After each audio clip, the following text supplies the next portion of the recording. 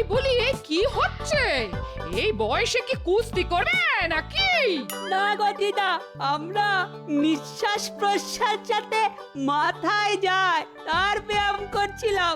তোর দাদুর মাথা তো হাঁটুতে, নাক দিয়ে নিঃশ্বাস নিলে তা হাঁটু পর্যন্ত পৌঁছয় কিনা জানা ছিল না। আরে গিন্নি, প্রাচীন ঋষিরা এইভাবেই শ্বাস টেনে সবাই মহাপুরুষ হয়ে গেছিল। তুমিও তো মহাপুরুষ। সামান্য খাও, রাতে ঘুমো না, তোমার নাক ডাকে না, আর তুমি নাকি বুদ্ধি খাটিয়ে যে কোনো কাজকে সামাল দিতে পারো। হ্যাঁ, তা তুমি মহাপুরুষ নয় তো কে বলো? দাদুকে যা মাথা খাটাতে হয় না, তাতে একটু ব্যায়াম করলে বুদ্ধি একেবারে আরো খোলতাই হয়ে যাবে, দেখে নিও। যার নয় হয় না তার ৯০ও হয় না। হ্যাঁ, শোনো গিন্নি, তোমার মুখ ঝামটা খেতে খেতে আমার সংসারে বৈরাগ্য এসে গেছে। ভাবছি বনবাসেই চলে যাব। তাহলে আমরাও তোমার পেছনে পেছনে যাব, দেখি তুমি যাও কিভাবে। যেতে দে না, যেতে দে, দেখি কতদিন পারে। মাছের ঝোল, মাংসের কালিয়া, বেগুন পোড়া কে রেঁধে দেয়। হ্যাঁ, একবার মহাপুরুষ হয়ে যাই, তারপর দেখিয়ে দেব শুধু বাতাস খেয়ে কিভাবে জীবন যাপন করা যায়। আচ্ছা যাবে। হ্যাঁ, আমাকেও আর তরিপত করে রান্না করতে হবে না। তবে বলি বাজারটা তো করে দিতে হবে। হ্যাঁ? সেটা রোজ এসে করে দিয়ে যেও। হ্যাঁ, পণ্ডিত মশাই, এই কতদিন আপনার মুখে মহাকাব্য শুনি না। ওই যে কোন এক রাজপুত্র বাবার কথা রাখার জন্য বনবাসে গিয়েছিল, তার কথা শুনলে না গায়ে কেমন একটা শিহরণ খেলে যায়। আসলে এইসব প্রাচীন কাব্যের রস কি আর আজকাল পাওয়া যায়? কেন, আমাদের রাজকবি তো ভালোই লেখেন, তার কাব্যে বেশ রস থাকে। আপনি কি ভালোভাবে শুনেছেন মন্ত্রী মশাই? আরে ছ্যা ছ্যা ছ্যা ছ্যা ছ্যা ছ্যা, কার সঙ্গে কার তুলনা করছেন? হ্যাঁ, কোথায় আদি কবি আর কোথায় বাঁধা কপি? হ্যাঁ, ওসব শুনলে আমার বমি আসে পণ্ডিত মশাই, বমি বমি আসে। না না, তা বলবেন না মন্ত্রী মশাই, এক একজন কবির এক এক রকমের ঘরানা। সে আপনি যাই বলুন, কোথায় সেসব কবিতা আর কোথায় আমাদের কবির কবিতা? কোকিলের সঙ্গে কি আর শকুনের তুলনা চলে? আপনি বলুন না। তাহলে আপনি আমায় কি করতে বলছেন বলুন তো? কাব্যপাঠ, সেই রাজপুত্রের বনবাসের কাহিনী। জঙ্গলে তারা বেশ ভালোই ছিল, বলুন। হ্যাঁ, কষ্টে ছিল হয়তো, কিন্তু রাজকার্য চালানোর চাইতে শান্তিতে ছিল, তা আপনি বলতে পারেন। এই কথাটা একেবারে ঠিক কথা বলেছেন। রাজকার্য চালানোর মতো খারাপ কাজ আর নেই। হ্যাঁ, রাজাদেরও তো একটু বিশ্রাম দরকার, ঠিক কিনা বলুন? সে আপনি ঠিক কথাই বলেছেন। আজ তবে বনবাস পর্ব নিয়ে এই কাব্য পাঠ হবে। আপনি বেশ মধুর করে এই পর্বটা পাঠ করবেন, তাই তো? কিন্তু মহারাজ পছন্দ করবেন তো? সেটা আপনি আমার উপর ছেড়ে দিন পণ্ডিত মশাই। এখন দেরি হয়ে যাচ্ছে, রাজসভায় যেতে হবে। আপনি তাড়াতাড়ি আসলে ভালো হয়। আসুন আসুন। ভগবানের ব্যাপারটা কি? বনবাস পর্ব নিয়ে ওর এত উৎসাহ কেন? গোপালকে একবার ব্যাপারটা জানানো দরকার। আরে পুটি, বলে তোর দাদু হঠাৎ এই বনবাসের কথা বললো কেন বলতো? আরে না না, দাদুর মাথায় নানা ধরনের বিষয় ঘোরে। কাল রাতে বোধহয় কোনো স্বপ্ন দেখেছে, তাই বলেছে। তুমি এত চিন্তা করছো কেন? না রে, আজ সকালে যেভাবে বললো না, তাতে একটু ভয় হয়ে গেল রে। আমাদের ছেড়ে দাদু যাবে বনবাসে? তোমার হাতের রান্না বনবাসে পাবে কি করে? বলছিস যাবে না তো? দেখ, লোকটা নিজের হাতে কিছুই তো করতে পারে না, তাই ভাবছিলাম জঙ্গলে গেলে খাবে কি? ফলমূল খেয়ে তো আর জীবন ধারণ করা যায় না, লোকটা বাঁচবে কি করে বলতো? তোমার না সব ব্যাপারেই চিন্তা। দাদুকে নিয়ে এত চিন্তা করতে হবে না, আমি দাদুকে যেতে দেব না। ঠিক বলছিস তো। তোকে আজ সর ভাজা করে খাওয়াবো। সর ভাজা? আহা, কত দিন খাইনি। আর চিন্তা করো না, এমনও তো হতে পারে দাদু কাউকে বনবাসে পাঠাবার তাল করছে।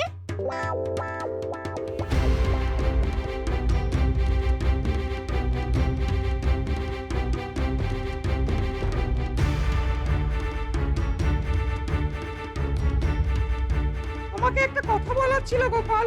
বলে ফেলুন, কি কথা? আজ খুব সকালে ভগবান এসেছিল আমার বাড়িতে, একটা অদ্ভুত কথা বলে গেল। কি কথা আমাকে বলতে পারেন? আরে সেটা বলার জন্যই তো আসছি। আসলে আজ ভগবান বলল রাজসভায় মহাকাব্য থেকে পাঠ করতে। সে তো ভালো কথা, আমরা কতদিন কাব্য পাঠ করি না, আজ না হয় কাব্যই শুনলাম। আরে তাহলে তো ভালোই হতো, কিন্তু বলে কি না রাজপুত্রের বনবাস পর্বটাই পাঠ করতে। মতলবটা কি বলতো? ব্যাপারটা বলে ভালোই করলেন। শুধু বনবাস পর্ব পাঠ করা কেন? মহাকাব্যের কি অন্য কোনো অংশ নেই? ব্যাপারটা গোলমাল ঠেকছে। দেখি কি বলে, শুনি। হ্যাঁ, পারলে ভগবানের চাল তুমিই বানচাল করতে পারবে। আগে হ্যাঁ পণ্ডিত মশাই, দুষ্ট প্রকৃতির লোককে সব সময় সন্দেহের চোখে দেখতে হয়, না হলেই বিপদ। মহারাজ, অনেকদিন আপনার সভায় কাব্যপাঠ হয় না। আজ যদি মহাকাব্যের কিছু অংশ শোনা যেত তাহলে খুব ভালো হতো, তাই না? হ্যাঁ, আপনার যদি ইচ্ছে হয় তাহলে শুনিয়ে ফেলুন, মহারাজ ঠিক শুনবেন। কি মহারাজ, শুনবেন না? না না, আমি কিছুই শোনাতে চাইনি।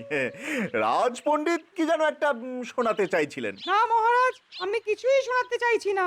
ভগবান যা বলেছে সেইটা নিয়েই এসেছি, রাজপুত্রের বনবাস পর্ব। ভগবানের যখন ইচ্ছে হয়েছে তখন তাই শুনি। তুমি কি বলো গোপাল? হ্যাঁ হ্যাঁ, তাই শোনা যাক। কিন্তু মহাকাব্যের এত পর্ব থাকতে হঠাৎ বনবাস পর্ব কেন পণ্ডিত মশাই? কি ব্যাপার বলতো ঘটা? নতুন মন্ত্রী মশাই দেখা করতে বলেছেন, আবার নতুন ছক? হ্যাঁ, তাই তো মনে হচ্ছে। তবে এই ভগবানের ওপরে আমার আর বিশ্বাস নেই। গোপালকে টাইট করা কি চারটিখানি কাজ? হ্যাঁ, এতবার তো চেষ্টা করলাম, কিন্তু হলো? হ্যাঁ, হলো? কিন্তু কি করব, রোজগার করতে গেলে তো মন্ত্রীর কথা শুনতেই হবে। দেখা যাক আজ কি করতে বলেন। তোকে তোকে চুপি চুপি বলি, এবার শুনলাম মহারাজকেই ছকে ফেলার ছক কষছে ওই ভগবান। এই যে একেবারে আগুন নিয়ে খেলারে বটা। আমাদের কি, বিপদে পড়লে দেব বেটার সব কিছু ফাঁস করে।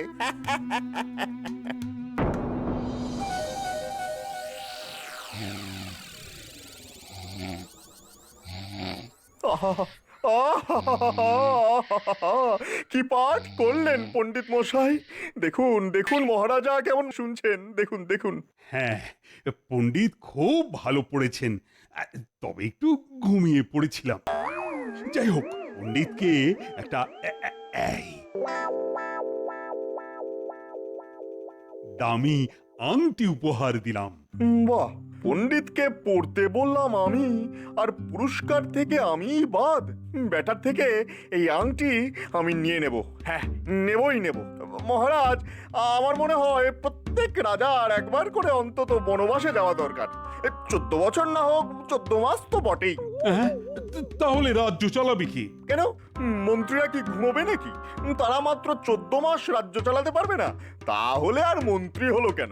মন্ত্রী মশাই, আপনি ঠিক কি বলতে চাইছেন স্পষ্ট করে বলুন তো। আহ গোপাল, তোমার কি বুদ্ধি কমে গেল? আমার স্বাস্থ্যের দিকে তাকিয়ে ভগবান চাইছে যে ওর হাতে রাজ্যপাট তুলে দিয়ে আমি একটু বনবাসে গিয়ে বিশ্রাম করে আছি। কি তাই তো ভগবান? আমারও কোনো আপত্তি নেই। মানে আমি বনবাসে যেতে প্রস্তুত, বিশেষ করে ভগবান যখন চাইছে। ঠিক বলেছেন মহারাজ, আপনি বিশ্রাম পেলে আমাদের কি আপত্তি? কিন্তু জঙ্গলের কি অবস্থা, তা আপনার পক্ষে কতটা নিরাপদ তা তো দেখে আসতে হবে। আপনাকে তো আর বিপদের মধ্যে ঠেলে দেওয়া যায় না। এই কথাটা তুমি ঠিক বলেছ গোপাল। ভগবান তোমাকে জঙ্গলে গিয়ে কয়েকদিন কাটিয়ে আসতে হবে, মানে দেখে আসতে হবে যে জঙ্গলের পরিস্থিতি কেমন। একদিন ঘুরে আসলে হবে না, আপনি যতদিন থাকবেন ততদিনই জঙ্গলে থাকতে হবে, 14 দিন ধরে। তা কে যাবে মহারাজ? আরেকবার সবার সামনে ঘোষণা করে দিন। কেন, ভগবানই যাবে? মানে প্রস্তাবটা তো ওই দিয়েছে, তাই না? কি ব্যাপার রে, আজ নাকি মন্ত্রী মশাই আমাদের একটা সুখবর দেবেন, কিন্তু পাত্তাই তো নেই রে। আরে ছাড় ছাড়, ওই মন্ত্রীর কথা ছাড়। গোপালকে চাপ দিতে গিয়ে নিজেই চাপে পড়ে গেছে কিনা কে জানে। আবার ফেঁসে গেলাম রে। রাজাকে বনবাসে পাঠাতে গিয়ে এখন নিজেই জঙ্গলে যাচ্ছি। আজকেই ফিরবেন তো? আরে না রে বাবা না, 14 দিন কাটাতে হবে। যাক মাত্র 14 দিন, 14 বছর তো নয়। তাহলে আমাদের এখন বিশ্রাম, কি বলেন? বিশ্রাম কি রে, এখন আমি নেই। তোদেরই সব দেখে শুনে রাখতে হবে, বিশেষ করে গোপালটার উপরে নজর রাখবি। মনে থাকবে তো? তার মনে থাকবে না? আপনার আদেশ বলে কথা। তাহলে আমি চললাম রে, বাড়িতে একবার খবর দিয়ে যেতে হবে। ও চিন্তা করবেন না মন্ত্রী মশাই, 14 দিন দেখতে দেখতেই কেটে যাবে।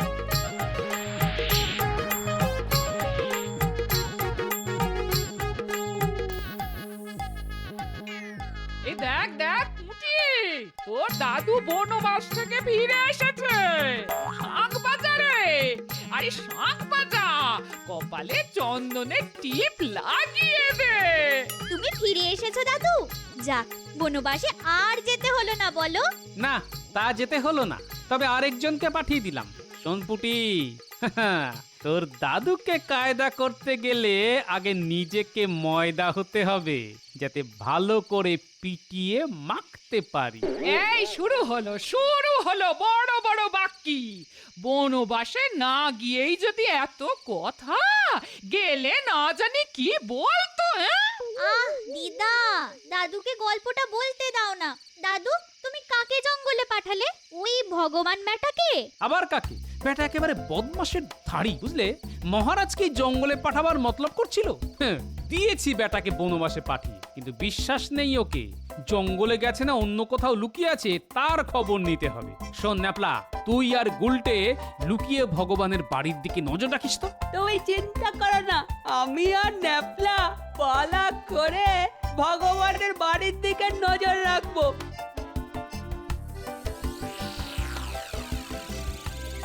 এভাবে ভগবানকে আটকানো যায় না গোপাল। এক মাঘে কি শীত যায়? যায় না, যায় না, যায় না, যায় না। এই 14 দিন কোন ক্রমে কাটিয়ে ফিরে যায়, তারপরে তোমার একদিন কি আমার একদিন এমন ঠুসম মারবো না আর উঠে দাঁড়াতে পারবে না। রিং টিং ছট বম বম চিকা চিকা চিকা চিকা চিকা চিকা চিকা চিকা নামং নামং। সাপের লেজে পা দিয়েছো গোপাল, এবার ছোবল খাবে। বিষের জ্বালা এবারে মরবে, তুমি মরবে।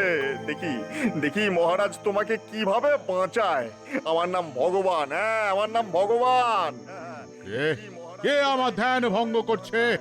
এই ঘর ও অরণ্যে কে আর্তচিৎকার করে? কেউ কি বিপদে পড়েছে? দেখে আসতে হচ্ছে।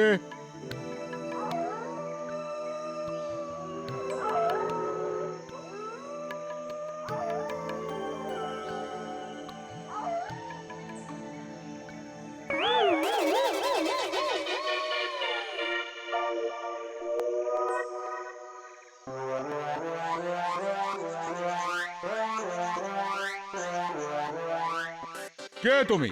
এই রাতের অন্ধকারে জঙ্গলে প্রবেশ করেছো? আমি এক হতভাগ্য মন্ত্রী, বাধ্য হয়ে এই অরণ্যে প্রবেশ করেছি। কেন কেন কেন হতভাগ্য কেন? তুমি কোন রাজার মন্ত্রী? এই রাজ্যের মহারাজের, কিন্তু আমায় রাজার কিছু সভাসদ ষড়যন্ত্র করে বনে নির্বাসনে পাঠিয়েছে। এখন আমি কি করি সাধু বাবা? তুমি আমার কাছে থাকবে, সব কথা খুলে বলবে। আমি তোমার কপালে রাজা হওয়ার চিহ্ন দেখতে পাচ্ছি। যে তোমাকে শাস্তি দিয়েছে তার অমঙ্গল করার পথ আমি আমি আমি দেখিয়ে দেব। একদিন তুমি আমার সেবা করবে, তাহলেই সব ঠিক হয়ে যাবে। তাই করব বাবা, তাই করব। শুধু আমায় আপনি রাজা করে দিন বাবা। তথাস্তু।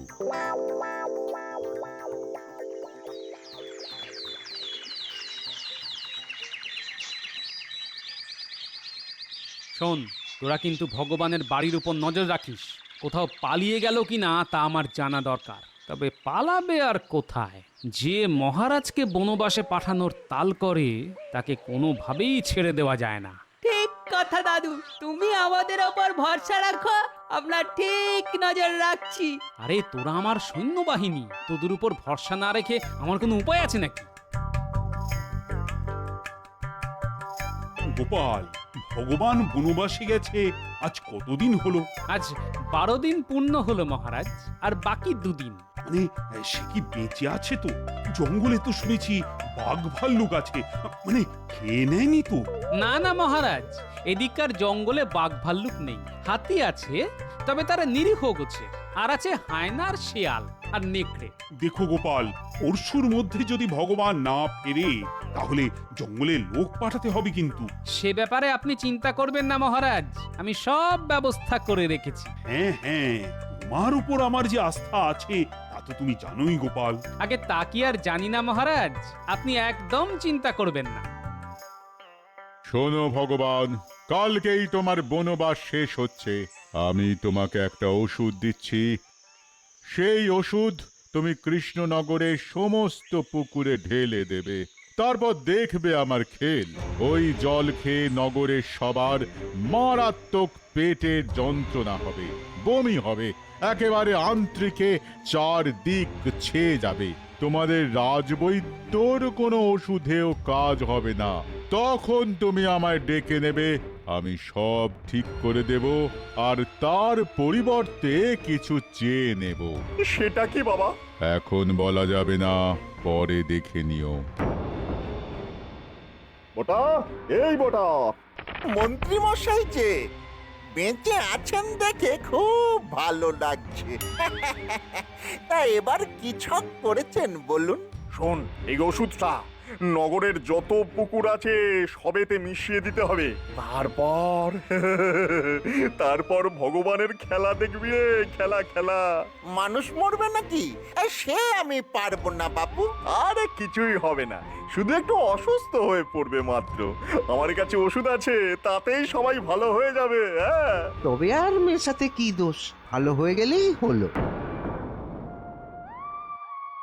গোপাল, কালকেই তো ভগবানের আসার কথা ছিল, কিন্তু এলো না তো। মহারাজের জয় হোক। যাক বাবা, তুমি ফিরে এসেছো।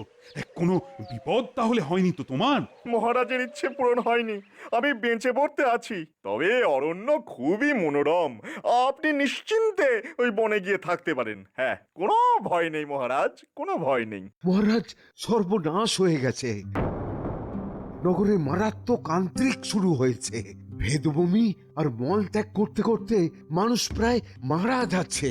মহারাজ, জঙ্গলে এক সাধু বাবার সঙ্গে আমার দেখা হয়। সে নানা ধরনের ওষুধ তৈরি করে। একেবারে ধন্বন্তরী মহারাজ, ধন্বন্তরী। হ্যাঁ, আমি নিজের চোখে দেখে এসেছি। তাহলে আর দেরি করছো কেন? তাকে নিয়ে এসো এখানে, প্রজাদের রক্ষা করুন তিনি। এই যাচ্ছি, আপনি চিন্তা করবেন না, সঙ্গে নিয়ে আসবো। হ্যাঁ,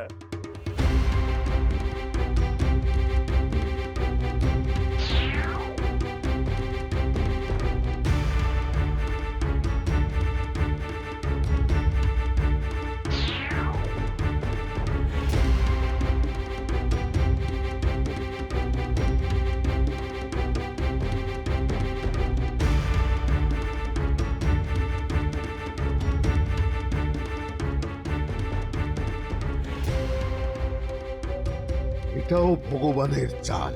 পুকুরে নিশ্চয়ই বিষ মিশিয়েছে, এমন বিষ যার কোনো ওষুধ আমারও জানা নেই। ঠিক বলেছেন আপনি, নইলে ভগবান ফিরতেই এই সব কাণ্ড শুরু হলো কিভাবে? নিশ্চয়ই ওরই কাজ। ঠিক আছে, সেই সাধু বাবা আসুক, দেখা যাক অসুখ সারে কিনা, তারপর অন্য ব্যবস্থা করা যাবে।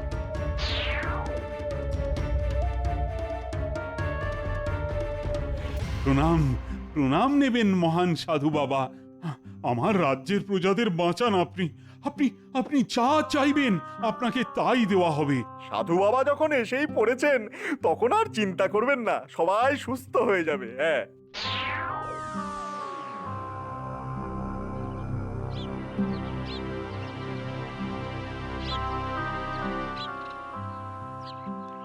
বাহ, ভগবান তো আচ্ছা চাল চেলেছে। এবার কোন চাল দেয় সেটাই দেখার। কি বলেন বৈদ্যমশাই? সেটাই তো ভাবছি ভায়া, সেটাই তো ভাবছি। কিচ্ছু ভাববেন না আপনি, গোপাল যখন আছে তখন কিছু একটা ব্যবস্থা হবেই। আপনাকে যে কি বলে ধন্যবাদ জানাবো তাই ভেবে পাচ্ছি না। বলুন বলুন, আপনি এই কাজের পরিবর্তে কি চান?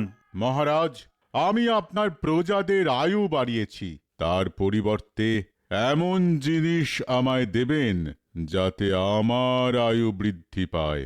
যদি তা দিতে না পারেন তবে আপনার সিংহাসন আমাকে ছেড়ে দিতে হবে। আপনি রাজি? কি কি বলছেন আপনি? এমন জিনিস আমি দেব কোত্থেকে? তবে মহারাজ, একটাই পথ, আপনাকে রাজ্য ছেড়ে চলে যেতে হবে। এছাড়া আমার কাছে আর কোনো বিকল্প ব্যবস্থা নেই। রাজি হয়ে যান মহারাজ। সাধু বাবা যা চাইছে তিনি কাল সকালেই পেয়ে যাবেন, আমি কথা দিচ্ছি। গোপাল যখন বলছে রাজি হতে, আমি রাজি। কাল সকালে রাজবাড়ির পুকুরে চলে আসবেন, আপনি আর মন্ত্রী ভগবান। সাধু বাবা, আপনি যা চাইছেন তা পেতে গেলে আপনাদের ওই লোহার খাঁচার মধ্যে ঢুকতে হবে। আমরা আপনাদের ওই জলের মধ্যে চুবিয়ে আবার তুলে নিয়ে আপনি যা চেয়েছেন তাই দিয়ে দেব। এটার এটার মানে কি মহারাজ? আমাদের প্রাণদণ্ড দেওয়া হচ্ছে জলে চুবিয়ে? হ্যাঁ ভগবান, সাধু বাবা যা চেয়েছেন তা দেওয়ার এটাই পদ্ধতি। না নিলে কিন্তু আমি দিতে পারবো না।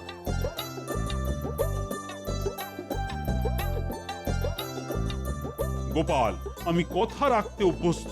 তুমি খাঁচা জলে চোবাও, যা বলছি তাই করো। আমি কিন্তু অভিশাপ দেব মহারাজ, ফল কিন্তু মারাত্মক হবে আপনার পক্ষে। কেন? আপনি যা চেয়েছেন তা দেওয়ার তো এটাই পদ্ধতি। না চাইলে কিন্তু দেওয়ার কোনো দায় নেই আমার।